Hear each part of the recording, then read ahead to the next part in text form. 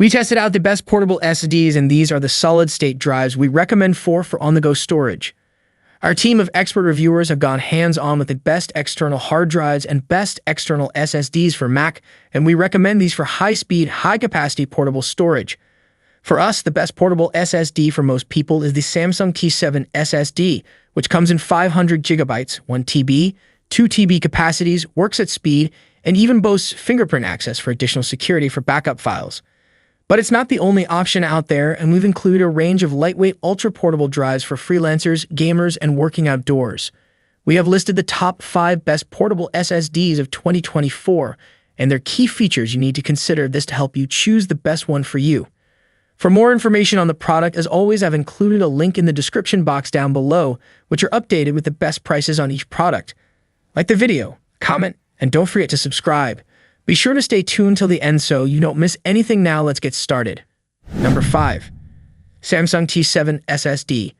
Samsung's portable SSD T7 Touch scored our PC Mag Editor's Choice Award and Best of the Year honors as the top external solid-state drive for 2020, largely on the strength of its fingerprint-based security system.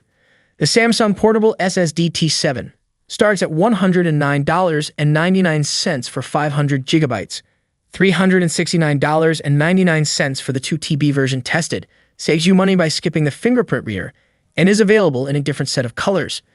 It's a tiny, handy storage device with solid performance for its class, and while it lacks the convenience of the T7 Touch's biometric security, its strong password-protected encryption should be more than adequate to protect your data.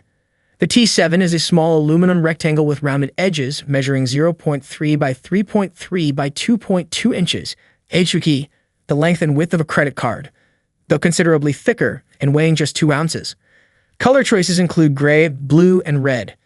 The T7 is minuscule compared with any portable hard drive, and it's similar in size to the smallest external SSDs, including the T7 Touch, the Thunderbolt-based Samsung Portable SSD X5, the ADATA SE800, and the SanDisk Extreme Portable SSD. The portable SSD T7 has a USB Type-C port on one end.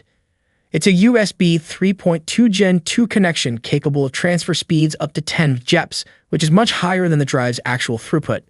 If you have a desktop, laptop, or smart device made in the last 5 years or so with a USB 3 or Thunderbolt 3 port, the Samsung should be compatible with it, if not necessarily at its peak speeds. Number 4. Seagate Fast SSD. It's bold for a storage company to name its product after its own performance claims, but that's exactly what Seagate has done with its Fast SSD. The Fast SSD is an external USB 3.0 solid-state drive SSD that comes in capacities ranging from 250 gigabytes to 1 TB. It starts at $99. The 500 gigabytes version tested here is $169. In the external SSD market, Seagate is a distant rival of storage giant Western Digital and its subsidiary SanDisk, as well as Samsung. The Fast SSD aims to turn things around the compelling price versus the editor's choice-winning Samsung T5 Portable SSD and SanDisk Extreme 900 Portable SSD for a drive that delivers roughly the same performance. Seagate succeeds on both fronts, earning our latest Editor's Choice Award for a mainstream external SSD. The shell of the Seagate Fast SSD is an aluminum square with rounded edges, rimmed in black plastic. A simple satisfactory inscription adorns its face. On one edge is a USB Type-C port into which you can plug either a USB-C to C cable or a USB-C to a cable.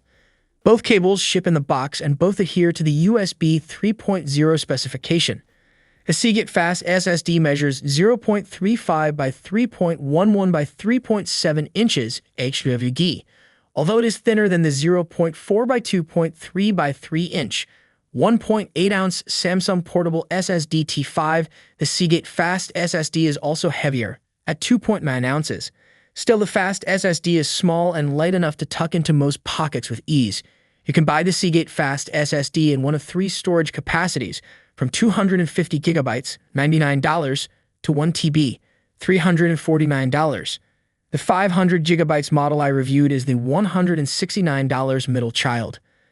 To compare, the Samsung Portable SSD T5 comes in the same 3 capacities, but is pricier at each at $129.99, 250 gigabytes, $199.99, 500 gigabytes, and $399.99, 1 TB.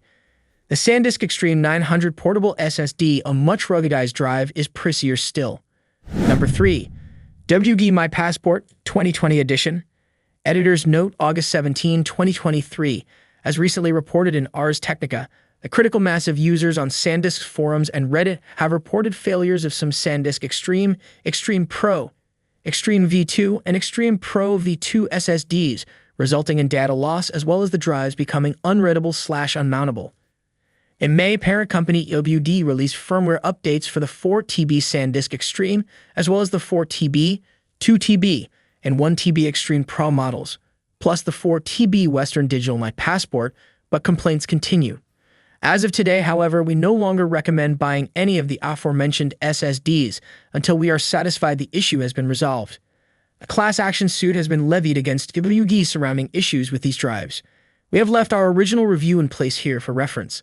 While the original WD My Passport SSD, the company's first foray into external SSDs back in 2017, was a two-tone rectangular slab with serial ATA-based innards, 2020's iteration of the WD My Passport SSD is sleek, stylish, and faster.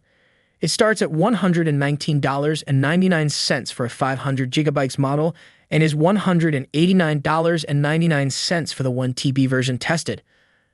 Under the hood, its support for PCI Express Bus and NVMe technology, paired with a USB 3.2 Gen 2 system-side interface, generates read and write speeds more than twice as fast as its predecessors. Its speed, capacity, and 256-bit hardware encryption make it a good fit for either business or everyday media shuffling use, and it grabs our latest editor's choice ring for mainstream external SSDs.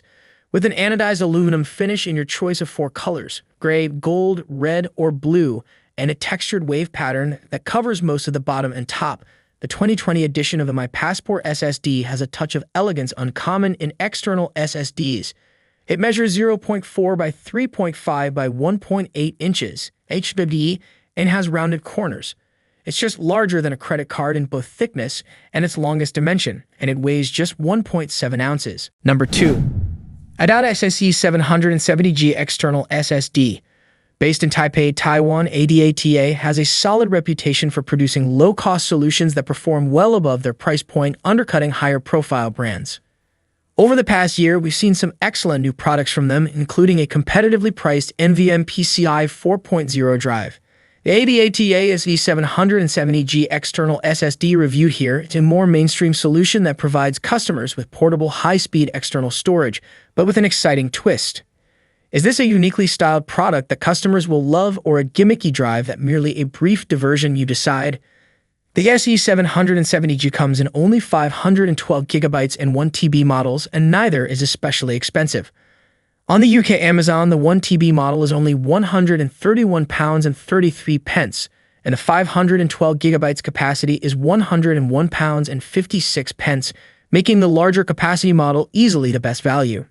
Stock on the US Amazon has been depleted due to the popularity of this line, but it should be back soon, costing $139.99 for the 1 TB and $89.99 for the 512 gigabytes version.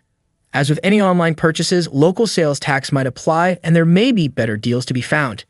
ADATA doesn't invest heavily in packaging, and the SE770G comes pressed into a vacuum-formed plastic tray inside a thin card box. Inside the box is the drive, 2 USB cables, and a quick start guide in 14 of the most spoken languages. The drive contains no files, but the guide directs you to a web location where ADATA can supply you with extra documentation, support, and software. And it needs to be said, before you plug it into a computer, this drive looks decidedly mundane. It's roughly rectangular with filleted corners and chamfered sides, being shiny black on the top side and silver on the underside. Of these surfaces, it would be easy to conclude that the silver side is the one that should be up. It is made of metal and slotted to dissipate heat. The reality is that this is the underneath.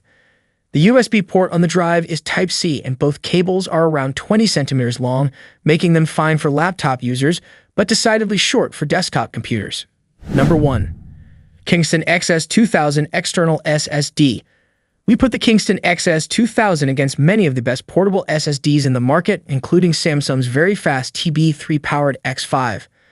Also rocking a 20 GUPS bus, we threw in the SanDisk Extreme Pro 2, Adata SX900G, and WD_Black P50. We include a couple of comparably priced 10 GB SSDs like the SanDisk Extreme, Samsung T7 Touch, and Crucial X8 II. When it comes to game load times, Kingston's XS2000 proved itself very capable. The XS2000 came in second place to the Samsung X5 by a fraction of a second that outperformed all the other 20 GUPS competitors. The 10 GUPS competition lagged the XS2000 by a couple of seconds, but Samsung's T7 Touch proved the slowest in the group. We used the Diskbench storage benchmarking tool to test file transfer performance with a custom dataset. We write a 50 GB dataset including 31,227 files of various types like pictures, PDFs, and videos to the SSD, copy that dataset to a new folder, and then we follow up with a reading test of a newly written 6.5 GB zip file. The XS2000 did extremely well in our file transfer tests. It scored second place across the board, edging out ahead of the Adata SE900G and SanDisk Extreme Pro 2. However, it fell behind the TB3-enabled Samsung X5 once again. PMark10 is a trace-based benchmark that uses a wide-ranging set of real-world traces from popular applications and common tasks to measure the performance of storage devices. To test drives that store files rather than applications, we utilize the data drive benchmark. Due to its DRAM-less architecture, the XS2000 fell behind some of the competition in this PCMark10 workload, but still led the WD_Black P50 and Adata SSE900G while maintaining close proximity to the Samsung X5.